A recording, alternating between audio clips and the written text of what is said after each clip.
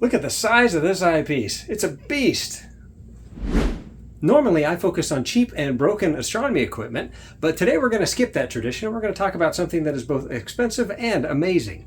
I'm talking about eyepieces with ultra-wide fields of view. Now I'm not talking 82 degrees, I'm not even talking 90 degrees. I'm talking 100 degree fields of view. We have a 20 millimeter and we have a 5.5 millimeter for those zoomed in views. In my most recent video about the 3 levels of eyepieces that you are probably going to run into, I droned on and on about the main benefit of expensive eyepieces, and that is increased field of view. And I talked about the mythical 100 degree eyepieces, and I said mythical because I'd never used one before. Well, through a super secret contact at Explore Scientific, I was able to borrow these 2 gigantic eyepieces that have a whopping 100 degree field of view. Now, I will have to carefully pack them up and mail them back, but I do very much appreciate getting to use these. By the way, these have 2-inch barrels.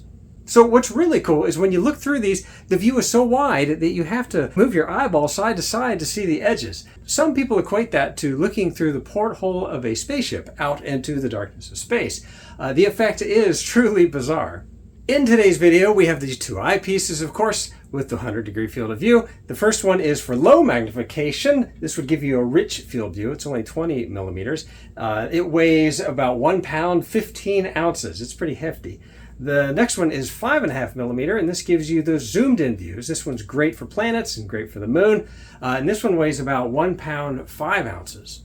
There are actually 2 fields of view that we're going to talk about right now. The one that's written on the eyepiece is the apparent field of view. You can see right here, it says 100 degree series.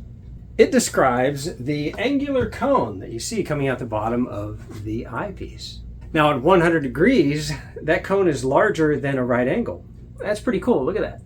Of course, you can't use an eyepiece by itself. Eventually, you have to put it into a telescope. The telescope is going to do a few things for you, though. It's going to gather a lot of light, and it's going to focus it to a nice little sharp, bright image that is somewhere in the focuser tube. So, for example, and every telescope has that known distance. On an 8-inch Dobsonian, it's typically 1,200 millimeters from the primary mirror to the secondary to the focuser tube where that image is located.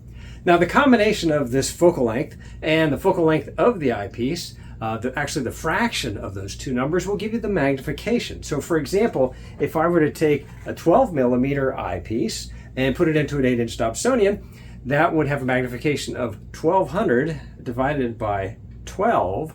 That means the moon is going to look 100 times larger than it does to your eye. So how does the use of a telescope affect the field of view that's written on the side of an eyepiece? Well, from your eyeball's perspective, it's actually still just as wide. The view still goes from extreme side to side. But now you're applying that cone view to an image of the moon that is 100 times larger. So despite the eyepiece alone having a huge view of the night sky, the fact that you need a telescope is going to shrink a portion of the sky that you're seeing. Let me do an example with a full moon. Now the moon is roughly 1/2 degree wide as measured across the sky. And if you want to know how to do that, you can use your pinky. That's considered 1 degree. So you hold it out at arm's length and you'll find out that the full moon is about half the width of an average pinky. You can also check that out with a telrad. The smallest circle inside the telrad bullseye is 1/2 degree in diameter, so you should be able to just fit a full moon inside that smallest red circle. Now let's take that same 12 millimeter eyepiece, but it's just a measly plossel. It doesn't have the big 100 degree field of view. It only has a little 50 degree apparent field of view. So when it's all magnified, the question is, will it still fit inside that circular disc? Well, we know the magnification is 100x. We already did the math. 1200 divided by 12 is 100. Let's apply the approximate formula for the true field of view. And it looks something like this. True field of view is simply the apparent field of view, what's written on the eyepiece, divided by the magnification. So this leads to 50, that's the field of view for a plossel roughly, divided by 100, and that's roughly 1/2 degree. So yes, using this eyepiece, you should be able to see the entire full moon inside the circular view that you're going to get when you look through the eyepiece. To demonstrate field of view, let's take a look at the moon. We're going to start with an old-fashioned Huygens eyepiece. It's 20 millimeter. These are all 20 millimeter that I'm going to be showing you the moon with. just to show you the circle, that basically field of view that surrounds it. So we're going to start with that Huygens, which has about a 30 or 35 degree field of view. As you can see, the actual circle is really, really small. Now I'm going to switch this out and show you a 20 millimeter eyepiece that's a Plössl. Now Plössls have a wider field of view. It's about 50 degrees. All right, so you get a little bit more. Look at that. You can see it. Now we're going to switch out to the 100 degree field of view. And you can see it just completely fills the screen. In fact, the field of view is so large that my smartphone camera can't capture the edges. That's why you're seeing it in that high definition ratio. By the way, if you're enjoying this video, please tell your friends all about it. Oh, and push subscribe. So reviewing these eyepieces really demonstrated what COMA is. I had never run into this before, at least not that I even noticed.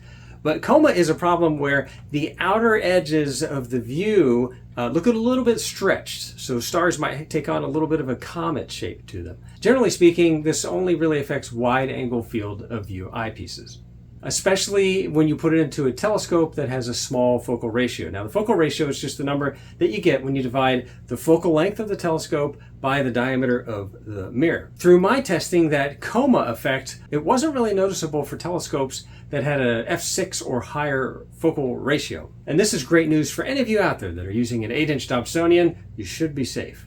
However, my 12-inch Dobsonian has a focal ratio of 4.9. And I noticed that at the far edges, some of the stars got a little bit blurry. And again, that is the COMA effect. So you've already put a lot of money into these expensive eyepieces. How can you fix that COMA effect? Well, the free solution is just to use telescopes that have a high enough focal ratio. For people that are using refractors, you probably have no idea what I'm talking about, right? But what you can do is you can buy an accessory that's called a COMA corrector, and that's what I have right here. It works like a big corrective lens. It actually looks like a big beefy Barlow, but it doesn't change the magnification like a Barlow does. This only corrects the outer edge of the optics, and they do have some adjustments. You can actually twist it and it's got a locking ring, so you can have some adjustment for various eyepieces. This one is also from Explore Scientific. Thank you, Explore Scientific. I'll return it in good shape. This one's called the HR COMA corrector. It should be noted that the COMA effect tends to be more noticeable in low magnification eyepieces because I guess they show a larger portion of the sky, including the stars that are farther from the center of the view out towards the edges. So for example, this means that COMA is more pronounced in, say, a 20 millimeter or a 30 millimeter wide field of view eyepiece than it would be with the 5.5 millimeter eyepiece. But you know what? They can probably all benefit from using the COMA corrector. If you have one, you might as well use it. There was one catch. When I use this COMA corrector on my 12-inch Dobsonian, the COMA goes away for the 5.5 millimeter eyepiece and also the 30 millimeter eyepiece I have. That's only an 82 degree field of view, but there is some COMA in the 12-inch Dobsonian. However, my focuser tube is too short to reach focus when I put the 20 millimeter eyepiece in here. I would probably have to move the primary mirror forward up the tube. In order to do that, I would have to buy longer collimation screws, and that's just a little bit more complicated than I want to do. But you know what? That's okay, because the 20 millimeter eyepiece still works just fine without the COMA corrector. It just has a little bit of that blurry out towards the edge. And again, this is only on my 12-inch Dobsonian that has the 4.9 focal ratio. In my 8-inch Dobsonian, in order to reach focus with this 5.5 millimeter eyepiece, I had to pull the eyepiece out about 1/4 of an inch because the focuser tube just wouldn't extend far enough. I hit the limit. This is actually the opposite problem that I had with the combination COMA corrector and the 20 millimeter eyepiece in my 12-inch Dobsonian. Also, one other thing I ran into is that these eyepieces, they're so heavy that I had some slight balancing problems with the telescope, so I did have to attach my homemade magnetic weights. I have a whole video dedicated to how to make those. I'll put a link down in the description box. With smaller eyepieces, if you want to double the magnification power, all you have to do is put them into a Barlow. This is a common Barlow. This is the Orion Shorty. Well, they also have Barlows for 2-inch eyepieces. Look at the size of this beast. Wow, they're giant. This is an Orion unit given to me by my friend Maru. Thank you very much, Maru. These 2-inch Barlows become even more important since each of the big eyepieces is worth a car payment. Most people can't afford to have too many of those. And so you can use a Barlow to basically double the magnification. And as you know, a Barlow lens will double the magnification of any eyepiece that you put in it. So if you put in a 20 millimeter eyepiece in here, it will suddenly act like it's become a 10 millimeter eyepiece. But the wonderful thing about Barlows is that they don't really affect the apparent field of view. You still get that great wall-to-wall view that you would expect from a 100-degree field of view eyepiece. Okay, technically they cut the true field of view in half because you're doubling what you're looking at, but we're not going to argue over details. The first time I used these, I'll admit it was a little bit disorienting because I had to tilt my eye side to side to see the entire viewing circle. They live up to the concept of looking out of a porthole on a spaceship. So, be prepared when you first use one of these. The 5.5 millimeter is great for viewing planets. But I have to be honest, it also ended up being probably one of the most fun eyepieces that you can use to look at the moon. It not only brings it close, obviously, but it creates such a massive view. Admittedly, it was a shock going from these back to the relatively tiny view of the Plossl eyepieces. So if you want to have the most immersive visual experience that you can have with astronomy, well, then I highly recommend an ultra-wide field of view eyepiece, like these two giant eyepieces from Explore Scientific with their 100-degree fields of view. I owe them a big thanks for letting me borrow these. I promise I won't do any more eyepiece juggling, and I will pack them very well when I ship them back. Now, if you missed my short explanation of the 3 levels of eyepieces, check out this video over here. Thank you for watching, and clear skies, everybody. Oh wait, subscribe.